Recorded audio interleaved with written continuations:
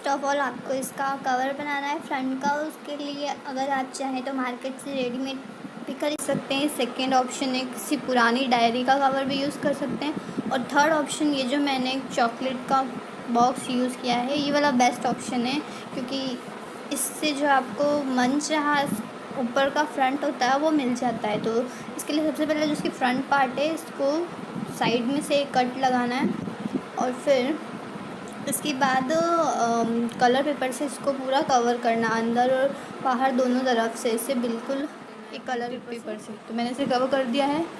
इसके बाद हमें इसके अंदर पेजेस को ऐड करना है। पेजेस ऐड करने के बहुत सारे तरीके होते हैं। आप रिबन से ऐड कर सकते हैं, पंचिंग मशीन से ऐड कर सकते हैं, और यहाँ पे जो मैंने मेथड यूज़ करा वो मैंने डायरेक्ट चिपका दिया। आप चाहें तो सुई और धागे से भी ऐड कर सकते हैं। तो डायरेक्ट चिपकाने वाला सबसे ईजीएस्ट मेथड है, इसलिए मैंने जो मेरे कार्ड्स थे उन कार्ड्स को लेकर एक साइज़ में कटिंग कर लिया है और एक एक करके उनको इसके जो बीच में जो इसका मार्जिन है वहाँ पर लगाती जा रही हूँ। यहाँ पे मैंने फेविबॉन्ड यूज़ करा है। फेविबॉन्ड यूज़ करने का एक फ़ायदा ये है कि वो इंस्टेंटली चिपक जाता है और ज़्यादा टाइम वेस्ट नहीं होता है और मजबूती से भी चिपकता है। तो एक एक करके है ना इस पर चिपका देना है सारे कार्ड्स को।